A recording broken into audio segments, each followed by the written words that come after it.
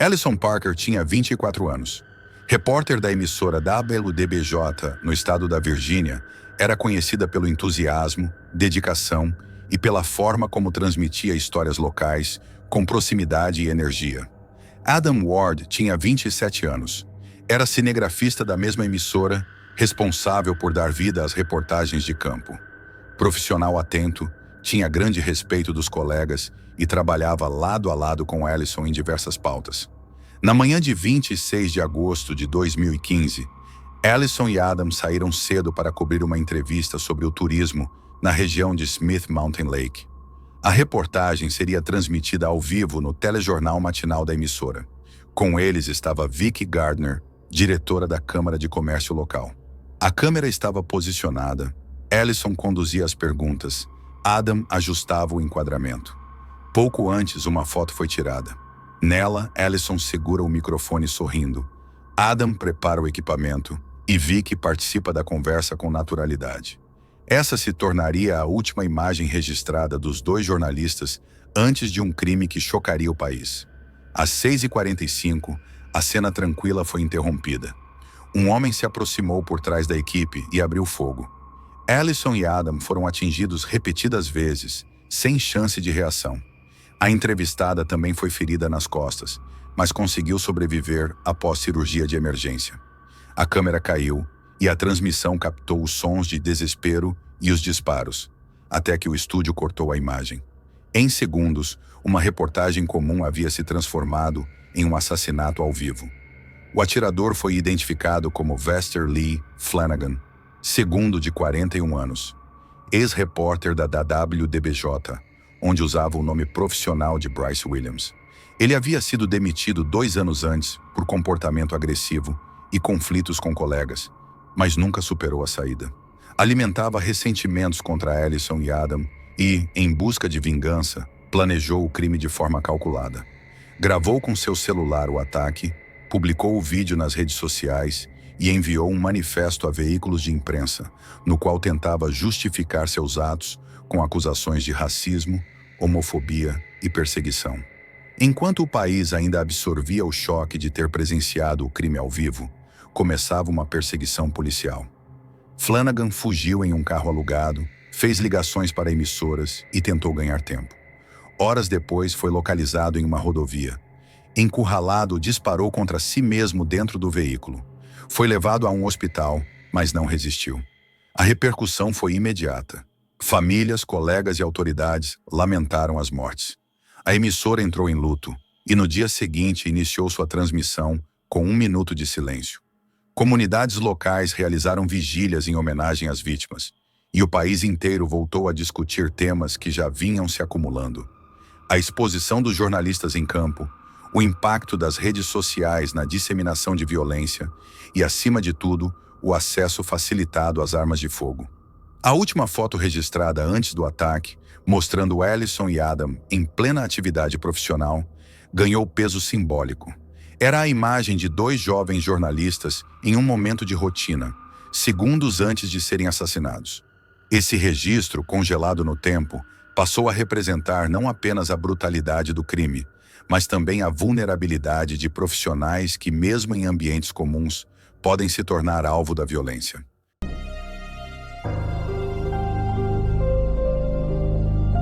Wu Yongning tinha 26 anos. Era um famoso rooftopper chinês, seguido por milhões de pessoas nas redes sociais.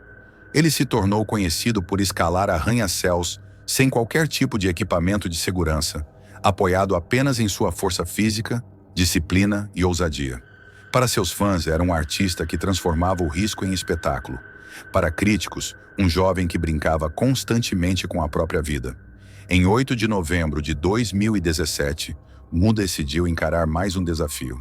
O local escolhido foi o Huayuan Hua Center, um prédio de 62 andares em Changsha. O objetivo ia além da fama. Havia uma premiação de cerca de 100 mil yuans em jogo, dinheiro que ele pretendia usar para ajudar no tratamento da mãe doente e também para pedir sua namorada em casamento. Antes da tragédia, uma imagem se tornou a última foto registrada dele com vida. Nela, Wu aparece pendurado na beira do edifício, realizando exercícios de barra no topo do arranha-céu. O corpo suspenso contra o horizonte parece exibir controle e confiança, mas era, na realidade, o instante que antecedia o acidente fatal. Wu havia deixado uma câmera posicionada para filmar a façanha. Nas imagens, ele aparece pendurado, tentando retornar para a plataforma. O esforço é visível. Seus braços tremem, as pernas procuram apoio, mas não encontram superfície firme. Por segundos ele luta contra a gravidade, até que seus pés escorregam definitivamente. Incapaz de sustentar o próprio peso, Wu cai do 62º andar. A gravação registra sua última tentativa e o momento em que a tragédia se torna inevitável. O desaparecimento de postagens levantou suspeitas entre seguidores. Dias depois, sua namorada confirmou a morte nas redes sociais, explicando que Wu havia falecido durante o desafio. A notícia abalou fãs e gerou comoção em toda a China, pois ele era visto como um dos maiores nomes do rooftopping no país. O episódio serviu de alerta sobre os riscos extremos da prática. Escalar arranha-céus sem qualquer proteção não oferece espaço para erros, e diante das redes sociais, esse comportamento é muitas vezes incentivado pela busca incessante de visualizações e notoriedade. A morte de Wu Yongning escancarou a linha tênue entre espetáculo e tragédia.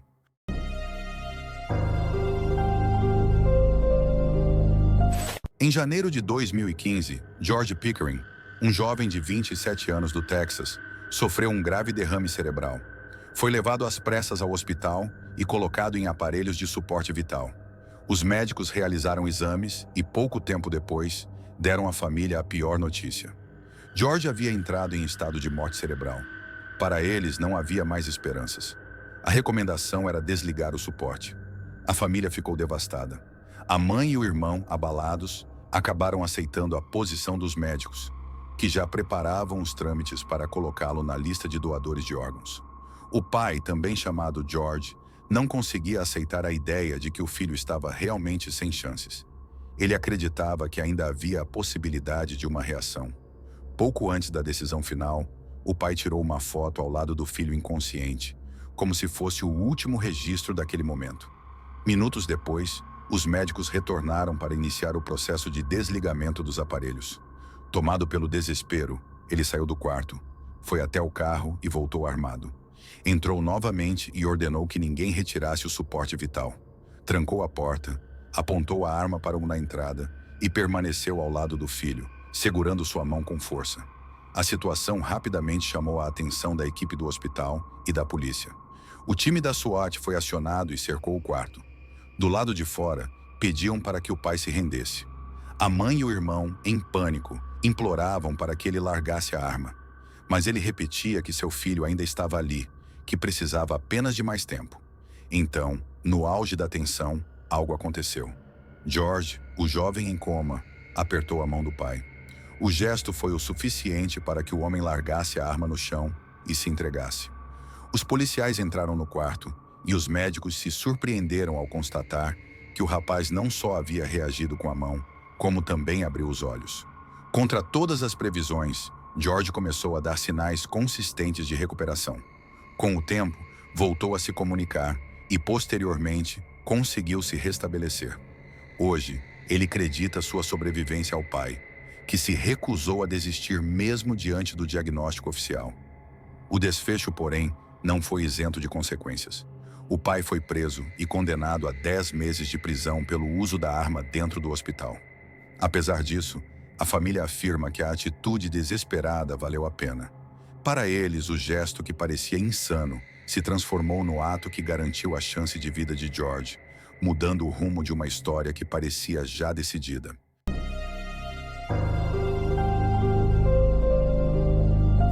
Chris Kyle ficou conhecido nos Estados Unidos como o atirador mais letal da história militar do país. Ex-integrante da Marinha, serviu durante anos no Iraque e acumulou um recorde impressionante que o transformou em lenda entre os militares americanos. Depois de retornar à vida civil, passou a viver outro tipo de missão: ajudar veteranos que enfrentavam traumas psicológicos e dificuldades de reintegração. Para ele, essa era uma forma de continuar servindo ao país. No dia 2 de fevereiro de 2013, Chris decidiu levar Ed Ray Ralph, um ex-fuzileiro de 25 anos, até um estande de tiro no Texas. A ideia era oferecer apoio, como fazia com tantos outros veteranos. Ao seu lado estava o amigo Chad Littlefield, que o acompanhava na iniciativa. Nenhum dos dois poderia imaginar que aquele gesto de solidariedade se transformaria em um encontro fatal. Pouco antes de saírem para o estande, uma fotografia foi tirada. Nela, Chris aparece tranquilo, sem saber que aquele seria um dos últimos registros de sua vida. A imagem se tornou o símbolo da tragédia, eternizando os minutos finais antes de um assassinato que abalaria todo o país. Assim que chegaram ao local, a situação fugiu de controle. Ed, em silêncio, sacou uma arma e disparou contra Chris. Ele não teve qualquer chance de reação. Ferido mortalmente, caiu no próprio campo de tiro, vítima do homem que tentava ajudar. Após os disparos, Ed fugiu do estande em uma caminhonete. Poucas horas depois, foi localizado pela polícia e preso após uma perseguição. Suas falas durante o interrogatório eram confusas, marcadas por delírios e distorções da realidade. Os exames posteriores confirmaram que ele sofria de transtorno de estresse, pós-traumático e esquizofrenia, problemas que não haviam recebido tratamento adequado. A morte de Chris Kyle repercutiu imediatamente. Ele não era apenas um militar respeitado, mas também uma figura pública. O livro American Sniper, escrito pouco antes, já havia se tornado best-seller, e sua história estava prestes a ganhar ainda mais notoriedade com o filme dirigido por Clint Eastwood. O assassinato, no entanto, transformou a imagem do herói em mártir, reforçando a fragilidade daqueles que dedicaram a vida à guerra e retornaram para enfrentar batalhas internas. O julgamento de Ed Ray Ralph aconteceu em 2015. Sua defesa tentou alegar insanidade, mas o júri não aceitou. Ele foi condenado à prisão perpétua sem possibilidade de liberdade condicional. A sentença encerrou o processo judicial, mas não apagou as discussões que se seguiram. O episódio trouxe à tona questões delicadas: o descaso com a saúde mental de veteranos, a dificuldade de reabilitação após experiências traumáticas e o acesso às armas de fogo em situações de instabilidade. A foto de Chris Kyle, feita pouco antes de sua morte, permanece como um lembrete sombrio. Mostra não apenas os últimos instantes de um homem que sobreviveu a guerras e missões perigosas, mas que encontrou a morte em seu próprio país, tentando estender a mão a alguém que precisava de ajuda.